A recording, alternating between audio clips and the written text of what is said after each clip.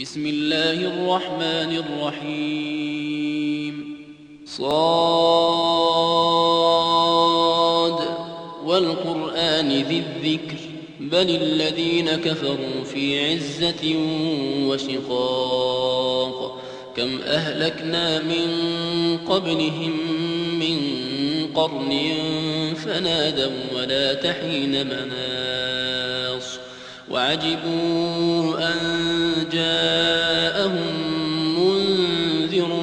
منهم وقال الكافرون هذا ساحر كذاب أجعل الآلهة إلها واحدا إن هذا لشيء عجاب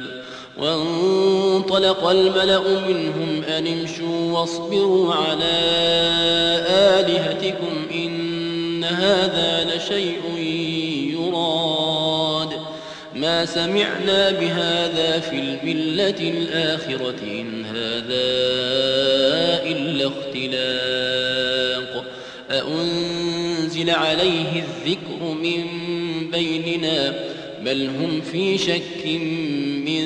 ذكري بل لما يذوقوا عذاب أم عندهم خزائن رحمة ربك العزيز الوهاب أم لهم ملك السماوات والأرض وما بينهما فليرتقوا في الأسباب جند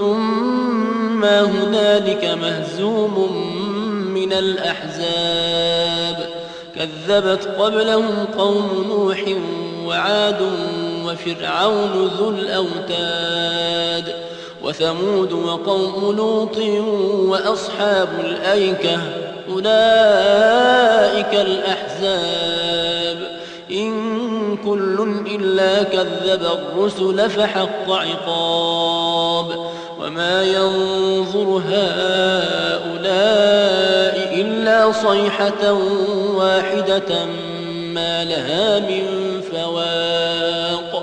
وقالوا ربنا عجل لنا قطنا قبل يوم الحساب اصبر على ما يقولون واذكر عبدنا داود ذا الأيد إنه أواب إنا سخرنا الجبال معه يسبحن بالعشي والإشراق والطير محشورة كل له أواب وشددنا ملكه وآتيناه الحكمة وفصل الخطاب وهل أتاك نبأ الخصم إذ تسوروا المحراب إذ دخلوا على داود ففزع منهم قالوا لا تخف خصمان بغى بعضنا على بعض فاحكم بيننا بالحق ولا تشطط واهدنا إلى سواء الصراط إن هذا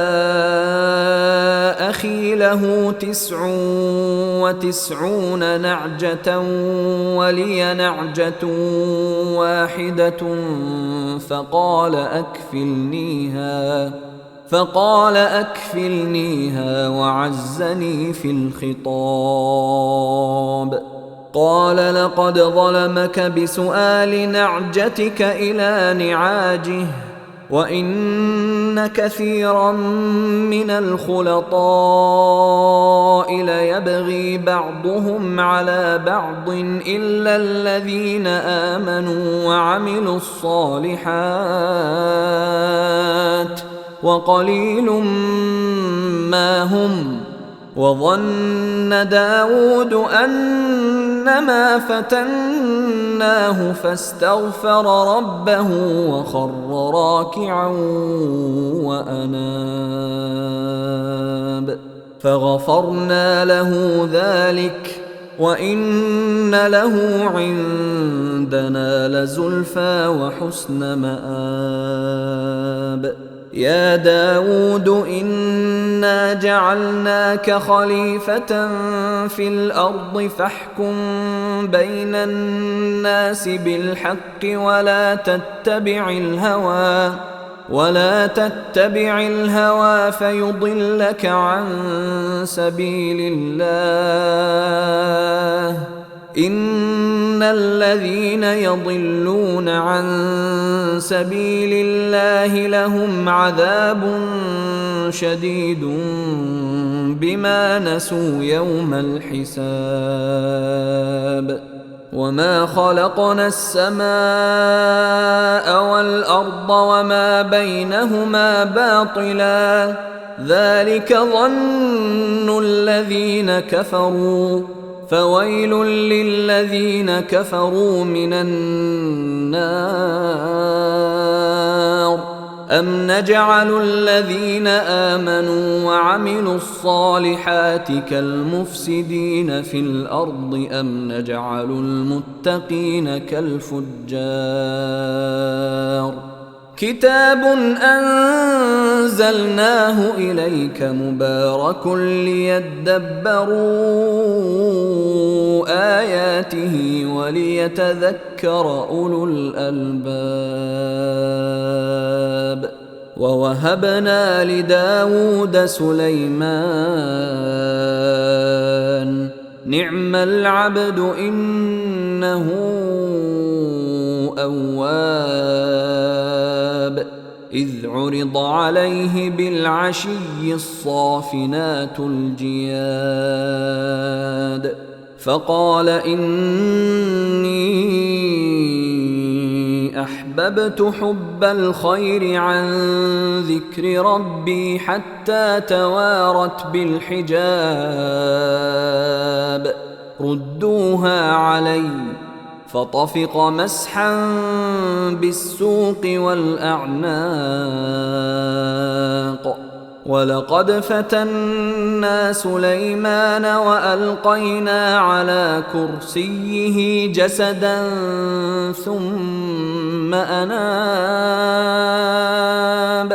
قال رب اغفر لي وهب لي ملكا لا ينبغي لأحد من بعدي إنك أنت الوهاب فسخرنا له الريح تجري بأمره رخاء حيث أصاب والشياطين كل بناء وغواص وآخرين مقرنين في الأصفاد هذا عطاؤنا فامنن أو أمسك بغير حساب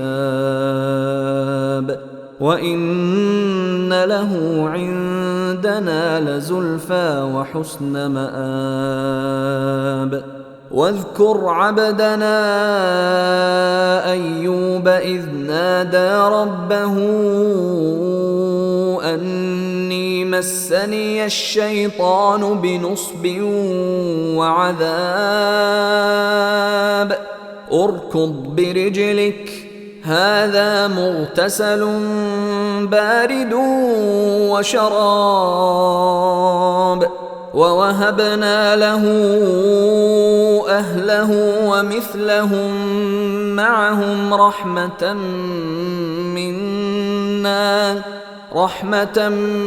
منا وذكرى لأولي الألباب وخذ بيدك ضغثا فاضرب به ولا تحنث إنا وجدناه صابرا نعم العبد إنه أواب واذكر عبادنا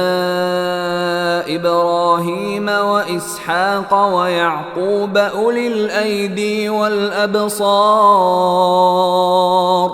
إنا أخلصناهم بخالصة ذكرى الدار وإنهم عندنا لمن المصطفين الأخيار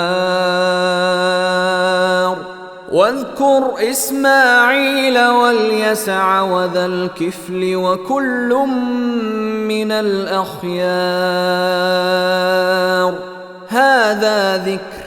وإن للمتقين لحسن مآب جنات عدن مفتحة لهم الأبواب متكئين فيها يدعون فيها بفاكهة كثيرة وشراب وعندهم قاصرات الطرف أتراب هذا ما توعدون ليوم الحساب إن هذا لرزقنا ما له من نفاد هذا وإن للطاغين لشر مآب جهنم يصلونها فبئس المهاد هذا فليذوقوه حميم وغساق وآخر من شكله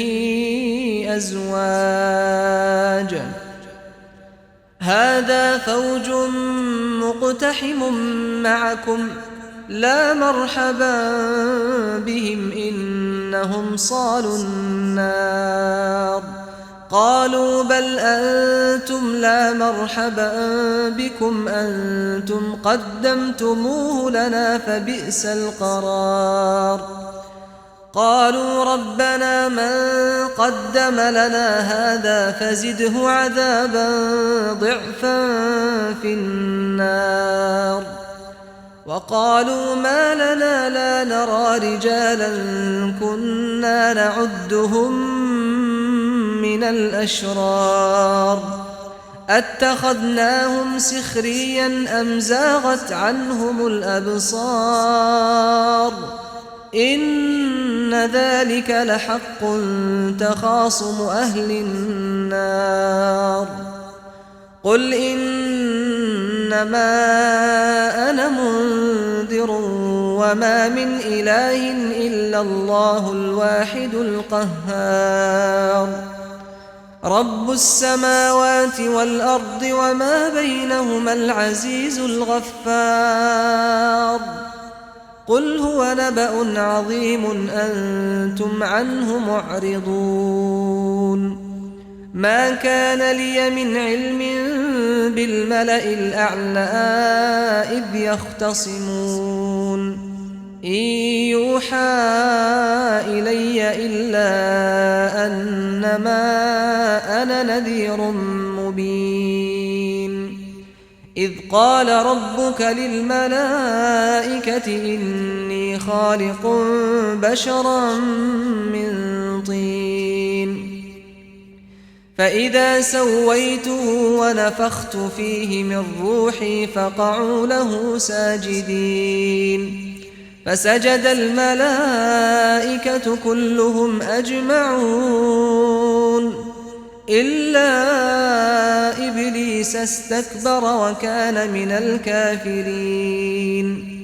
قال يا إبليس ما منعك أن تسجد لما خلقت بيدي أستكبرت أم كنت من العالين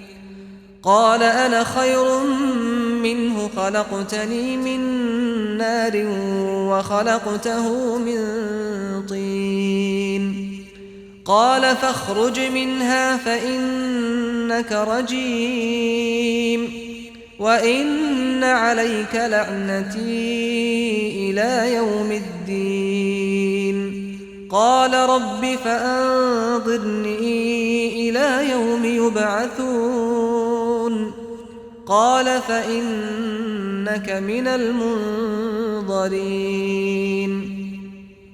إلى يوم الوقت المعلوم قال فبعزتك لأغوينهم أجمعين إلا عبادك منهم المخلصين قال فالحق والحق أقول لأملأن جهنم منك وممن تبعك منهم أجمعين قل ما أسألكم عليه من أجر وما أنا من المتكلفين إن هو إلا ذكر للعالمين ولتعلمن نبأه بعد حين